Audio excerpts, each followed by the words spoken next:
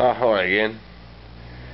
Yeah, I forgot to tell you, the reason I had my little rant about the Dremels on my last video was just reminded me. The whole reason I was going to make a video was to let you guys know about the new mod. Two things that inspired it.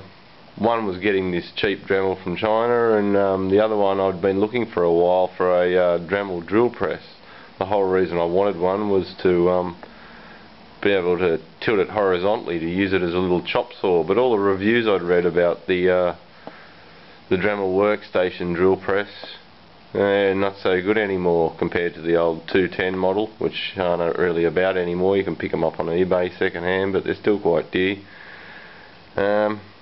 So I thought, I've already got a precision way of feeding my Dremel, so why not use it? So I've adapted my X2. It's a Seig X2 Mill, or my particular model's a Hare Forbes HM10. It's exactly the same machine, come from the same factory and everything, just sold over here in Australia by Hafco, metalmaster. So what I've done is I've made a little bracket here that's just drilled a few holes and tapped into the casting and made a little aluminium angle bracket made of about 6 mil aluminium angle. Don't know if you can see it in there. It's just tucked up underneath, and it's had a few recesses put in there so the Dremel fits in nicely. Sits under there quite well. The cable just tucks up around the back there and goes down with the other cable. There's enough room for all the travel there, and there it is, just mounted up there underneath, so you can put a stone in there if you need to sharpen bits, or a little saw bits in there, or little grinding wheels, and come down here to your vise and do a little bit of cutting or whatever. It's quite handy. Little switches easily accessible. And obviously if you need a little bit more clearance there, you bang out your bit from your Morse taper out of there, and it sits nice and low. Nothing else but it underneath there. So yeah, real cheap little mod. It was like a bit of scrap that I had laying around. We were about 50 cents, so I'm glad I got one of them rather than a stand, or a drill press stand for a Dremel.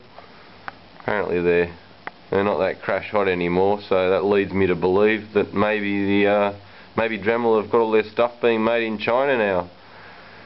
The seller on eBay told me the Chinese copy was he said it was an OEM product, so I don't know, maybe they're getting all their stuff made. Maybe that's why the quality's dropped off with Dremel. Anyhow, some of their new die grinders are quite good, but as long as you buy them over here, anyhow, it'll do for grinding stuff and sharpening cutters, and maybe just using it as a chop saw. That was my original intention. I just wanted the chop saw side of the Dremel stand, so that'll serve my purpose as well. Comes out quickly if I need to, but don't really need the drill press. As you see, I've got a drill press over there, milling machine, and a lathe right next to it, so I've got two drill presses. Don't need the drill press, just need the chop saw. Yeah, it'll work great.